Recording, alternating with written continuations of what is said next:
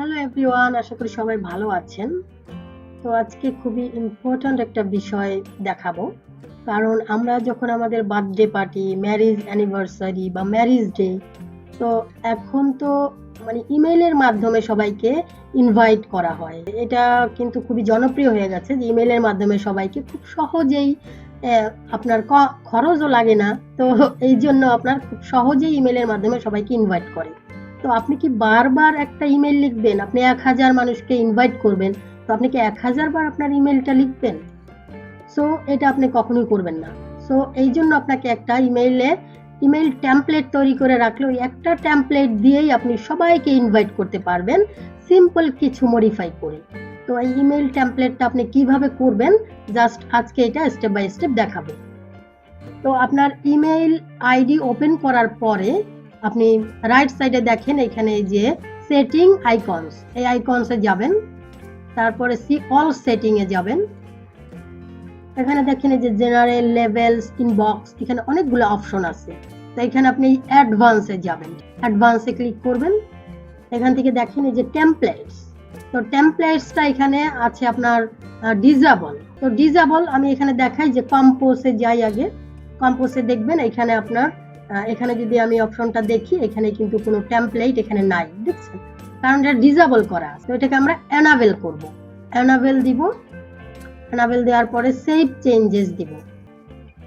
এখন আমরা কম্পোজে ক্লিক করব। এখানে দেখেন এখানে আপনি আপনার টেমপ্লেটটা লিখবেন। এখানে একটু আপনি যাকে পাঠাবেন এটা আপনাকে চেঞ্জ করতে হবে, জাস্ট সাবজেক্টটা আপনি এখানে লিখবেন। আমি জাস্ট এটা যাতে বেশি সময় না লাগে এই জন্য এখানে লিখে রেখেছি, যেমন বার্থডে ইনভাইটেশন। ওকে, আমি এইটা দিলাম এখানে সাবজেক্ট, এটা দিলাম। আর আমি এখানে কিছু লিখবো, জাস্ট এই টেমপ্লেটটা আমি এখানে লিখবো, কপি করে দিলাম। এতটা লিখতে গেলে অনেক টাইম লাগবে। আমি জাস্ট এই টেমপ্লেটটা করে রাখলাম। জাস্ট শুধু আমি এখানে ইনভাইট রিসিভ যে করবে তার অ্যাড্রেসটা দিব এন্ড এখানে নামটা চেঞ্জ করব, এটুকুই এনাফ। এই দুটো চেঞ্জ হলেই আপনার ইনভাইটেশন আপনি সবাইকে পাঠাতে পারবেন। তো এটাকে আমি এখন এখানে দেখেন এই থ্রি ডটে গেলে আপনি যে পাবেন টেমপ্লেটস। এটা কিন্তু আগে ছিল না, আমরা টেমপ্লেট এনাবেল করার পরে এটা আসছে। তারপরে সেভ ড্রাফট অ্যাজ টেমপ্লেট, তারপরে এখানে যাবেন সেভ নিউ টেমপ্লেট। তো এখানে আপনি একটা নাম দিয়ে দিবেন, আমি এই নামটাই রাখলাম, সেভ দিয়ে দিলাম। এখন আমি এটা রিমুভ করে দিচ্ছি। এখন আবার আমি কম্পোজে যাচ্ছি। তো এখান থেকে দেখেন আপনি বারবার কি আপনি লিখবেন, তো এখান থেকে আবার আপনি থ্রি ডটে যাবেন। থ্রি ডটে যাওয়ার পরে টেমপ্লেট, ঠিক আছে, এই দেখেন এটা আমাদের সেভ করা ছিল যে বার্থডে ইনভাইটেশন। জাস্ট এটা ক্লিক করবেন, আপনার পুরোটা এখানে চলে আসবে, ঠিক আছে, আপনি যা লিখে রেখেছিলেন আপনার টেমপ্লেটে। তো এখন জাস্ট আপনি এই রিসিপিয়েন্ট যে রিসিভ করবে তার অ্যাড্রেস এন্ড এখানে এই নামটা আপনি চেঞ্জ করবেন, আর বাকি কোনো কিছুই আপনার চেঞ্জ করতে হবে না, ঠিক আছে। তো খুবই ইজিলি আপনি টেমপ্লেট তৈরি করে আপনি আপনার বার্থডে ইনভাইটেশন সবাইকে দিতে পারেন।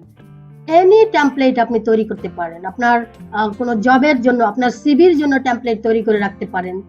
তারপরে আপনি যে কোনো ইনভাইটেশনের জন্য টেমপ্লেট তৈরি করে রাখতে পারেন, তাহলে আপনার ইজি হবে, বারবার আপনাকে লিখতে হবে না। তো আশা করি খুব সহজেই বুঝতে পারছেন যে কিভাবে আপনি একটা টেমপ্লেট তৈরি করবেন। তো ভালো থাকবেন, দেখা হচ্ছে পরবর্তী কোনো ভিডিওতে। আল্লাহ হাফেজ।